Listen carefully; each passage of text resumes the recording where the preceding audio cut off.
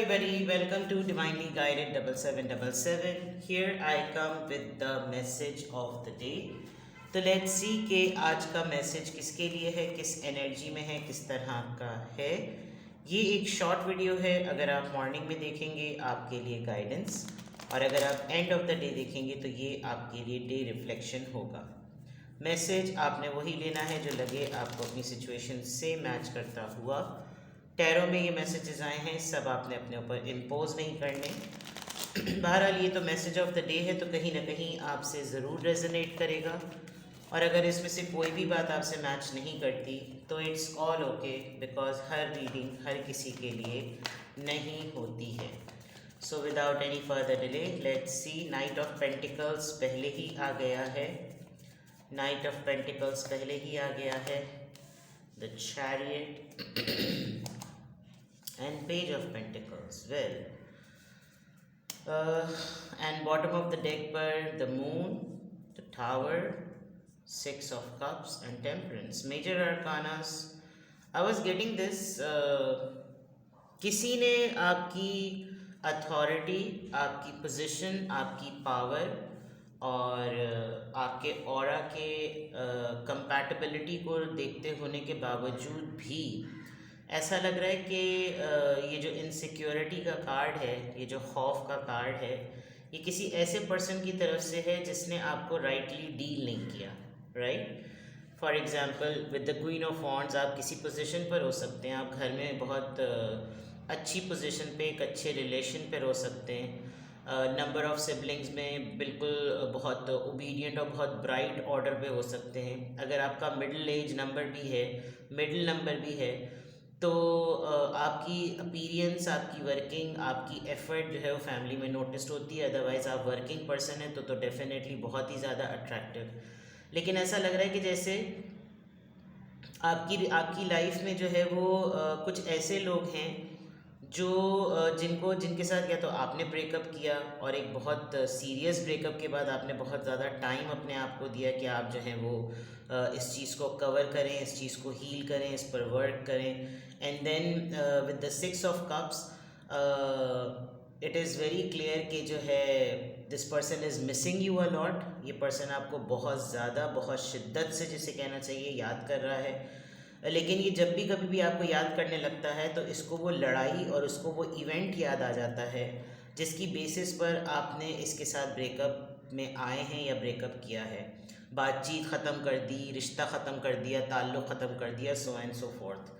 और ये लड़ाई, ये इवेंट, ये मोमेंट, ये हादसा, ये जो भी कुछ हुआ, ये जो पता चला कि भाई रिश्ता कितना कच्चा है और इस तरह की चीज़ें, ये बिल्कुल क्लियर इंडिकेट कर रही हैं कि किसी बात को लेकर एक्सट्रीम इनसिक्योरिटी है, एक्सट्रीम खौफ है, डर बैठा हुआ है, कुछ बोलने की हिम्मत नहीं है, और ओवरऑल एनर्जी में एक इनसिक्योरिटी नज़र आ रही है। अब ये आपकी है या ये किसी और की है, लेकिन आप खौफज़दा हैं, कोई और पर्सन खौफज़दा है, वो आपको ये एनर्जी ट्रांसफ़र कर रहा है, कुछ इस तरह का मामला।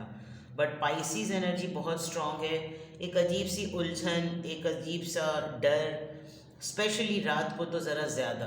कोई एक बात है, जैसे होता है ना, कुछ होने वाला है, कुछ होने वाला है, ऐसी चीज़। अगर ये तो ओवरऑल एनर्जी हो गई। अगर मैं स्पेसिफ़िकली यहाँ पर देखूँ तो आपकी तरफ अभी कोई ऑफ़र ऐसा जितनी सॉलिड आते हुए नज़र नहीं आ रही जिस तरह की आप डिमांड या एक्सपेक्ट कर रहे हैं। For example with the chariot energy, it is very obvious and it is very clear कि आप एक लीडर हैं। आपके अंदर अपनी बात को मनवाने का और अपनी बात को प्रूफ करने का और अपनी बात में वज़न देने का जो है ना, बहुत मार्जिन है। आप जो हैं वो पॉलिटिशियन हैं, आप लीडर हैं, आप किसी कंपनी के ओनर हैं, किसी ऑर्गेनाइजेशन को रन करते हैं। आपको कुछ चीज़ों में फ़ैसला बहुत जल्दी लेना है, लेकिन जिस चीज़ पर फ़ैसला लेना है वो चीज़ बहुत स्लो है। आज आपको लगेगा कि मैं जल्दी ना ही करूं तो बेहतर है, मैं डिले पर डालूं, मैं मामले को फंसा कर रखूं तो ज़्यादा बेहतर है। ख़ुद किसी की तरफ से कोई चीज़ आए like with the night of pentacles ये इतने स्लो पेस पर एक ऑफ़र चल रही है, तो ये बिल्कुल ऐसा लग रहा है कि जैसे खुद अगर ये किसी ऐसी चीज़ पर आए, खुद ही आए तो ज़्यादा बेहतर है। And this is going to be the good and right strategy, क्योंकि अगर कोई पास्ट में आपको आपके डिसीजंस पर इरिटेट करता आया है तो इट इज़ बेटर कि आप इस चीज़ को अभी होल्ड ही कर दें। यू नेवर नो कि किसी और के डिसीजंस में कितनी प्लानिंग इन्वॉल्व थी, और आपका जो यहाँ पर डिसीजन हो जो कि आपके चैरियट एनर्जी में नज़र आ रहा है कि आप जल्दी से बिल्कुल वाइट और ब्लैक अलग करना चाहते हैं, आप चाह रहे हैं सब चीज़ें वाइट और ब्लैक में जल्दी से क्लियर हो जाएं ताकि पिक्चर सबको साफ नज़र आ जाए, लेकिन आपके सामने खुद अभी सिचुएशन जो है ना वो क्लियर नहीं है। तो इट इज़ वेरी इंपॉर्टेंट आज के दिन अगर मैं कहूँ तो आपके मैसेज ऑफ द डे में आपको कुछ डिसीजन मेकिंग में जल्दी करनी है, लेकिन आप डिलिबरेटली जल्दी नहीं करेंगे। You are going to wait for a good offer. और एक चीज़ को मैं आपको एडवाइस के तौर पे कह दूँ, लेस पे कॉम्प्रोमाइज़ मत कीजिएगा। With the page of pentacles it looks like कि अगर कोई आपको हर्ट करता आया है, आपको तंग करता आया है, आपको परेशान करता आया है, आपको इरिटेट करता आया है, तो उसको कोई राइट नहीं बनता कि अगर वो इतनी ज़्यादा टेंशन देने के बाद सिर्फ ऐसे ही वापस आ जाए, और उसको अपनी हरकत पर और अपनी हरकत बातों पर कोई निदामत नहीं है, कोई शर्मिंदगी नहीं है, और वो सिर्फ इसलिए आ गया है कि बस चलो बस रफ़ा दफ़ा करो। No, let the other person kneel down, ठीक है। और जब तक ओपन कन्वर्सेशन ना हो, जब तक ओपन कम्युनिकेशन ना हो, तब तक आप अपनी इस पोजीशन, जस्ट बिकॉज आपकी पोजीशन है और कोई आपको दो अच्छी अच्छी मीठी लेपा पोती बातें करके बोले कि तुम्हारा तो ज़र्फ बड़ा है, तुम बड़े हो, चलो छोड़ो, फैसला करो, रफ़ा दफ़ा करो, नो। ये जो पेन आपके मैं यहाँ देख रही हूँ, ये जो जितने भी पेन आपको मिले हैं किसी ब्रेकअप के बाद, ये इतनी खूबसूरत पर्सन और उसके बाद ब्रेकअप, फिर अपने ऊपर हील करना, फिर मिसिंग एनर्जी में चले जाना, फिर बार बार इस इनसिक्योरिटी में रहना, this is not easy. So for that I must tell you कि लेस पे कॉम्प्रोमाइज़ बिल्कुल भी नहीं करें, ठीक है।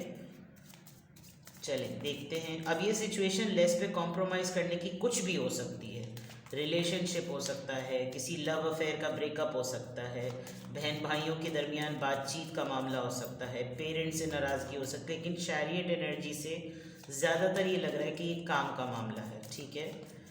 Let's see what is the duration and किस एनर्जी का। Everything is in progress. Number 8, आप इस नंबर को बहुत ऑफन देखते होंगे।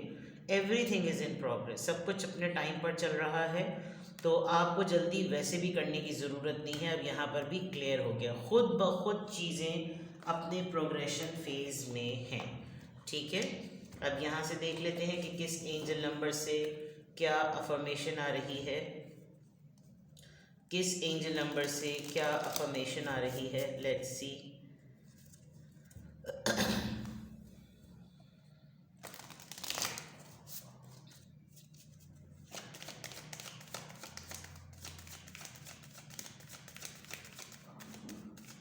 Message of the day. Please guide me the angel advice. 1111 union, reunion, किसी चीज़ का अंदाज़ा होना, रियलाइजेशन, अवेकनिंग, उजागर होना। The universe is arranging people and experiences on your path to help you succeed and helping you wake up to who you truly are. वही वाली बात कि कुछ एड़े पेड़े आड़े टेढ़े टट्टू लोग अगर आपकी सराउंडिंग में हैं तो उन पे मत रिलाई करें। ये जो लेस ऑफ़र देने वाले लोग हैं इन पे बिल्कुल भी रिलाई ना करें, क्योंकि ये खुद अपनी ज़िंदगी के लिए कुछ नहीं कर सके तो आपके लिए क्या करेंगे। लेकिन यूनिवर्स आपके लिए कुछ लोगों को तैयार कर रही है, और वो ऐसे लोग होंगे और ऐसे तजुर्बे होंगे जिस पे आपको क्लियरली जो है ना वो रास्ता पता चलेगा कि आप कैसे कामयाब हो सकते हैं, और आप जान सकेंगे कि आप हकीकतन क्या हैं, आप फ़ैसले कैसे ले सकते हैं। क्योंकि हम जिन सिचुएशंस पर फ़ैसले लेते हैं ना, हम उससे अपना मयार बता रहे होते हैं कि हमारी ज़िंदगी में प्रायोरिटी क्या है। ये प्रायोरिटी है कि हम किसी दो लोगों की नोक झोंक में बीच में पढ़कर उनका मसला रफ़ा दफ़ा करें, या हमारा विज़न बड़ा होना चाहिए, और विज़न हमेशा बड़ा होता है। तो एड़े पेड़े मामलात में मत पड़िए, लेस पे कॉम्प्रोमाइज़ बिल्कुल भी मत कीजिए, अपनी वर्थ को जानिए, अपने स्टैंडर्ड को जानिए, ठीक है। तो आज के मैसेज में अल्हम्दुलिल्लाह I am happy, I am confident, I am strong and I am awakening. अपना बेहद ख्याल रखें। Bye bye.